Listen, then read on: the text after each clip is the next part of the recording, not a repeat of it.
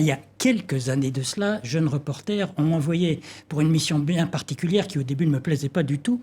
Il s'agissait d'aller à Naufle-le-Château dans les Yvelines pour voir un certain ayatollah dont on n'arrivait pas à l'époque à dire le nom, qu'avec une pointe d'ironie un peu condescendante, voire méprisante, on appelait l'ayatollah des Yvelines ou l'ayatollah des cassettes, parce qu'il faisait, je ne sais pas si vous vous rappelez, des milliers et des milliers de cassettes dans ces toutes petites villas qui ressemblaient à rien du tout. C'était le Twitter de l'époque, voilà, d'ailleurs. Les Iraniens étaient innovants. Et à l'époque, donc, on voyait que c'était un personnage un peu protégé par la France. C'est M. Giscard d'Estaing qui avait accepté qu'il arrive. Mais très sincèrement, aucun observateur, ni nous, jeunes journalistes, ni les grands observateurs, n'imaginait que cet homme-là, alors d'abord, allait retourner à bord d'un avion d'Air France à Téhéran. Et personne non plus n'allait imaginer que 35, 36 années allaient se poursuivre sous le signe d'une révolution islamique. Et parfois, je me pose la question, quand je vois l'étendue de cet empire perse, je me dis, est-ce que tout cela n'est qu'une parenthèse de type religieuse, théocratique ?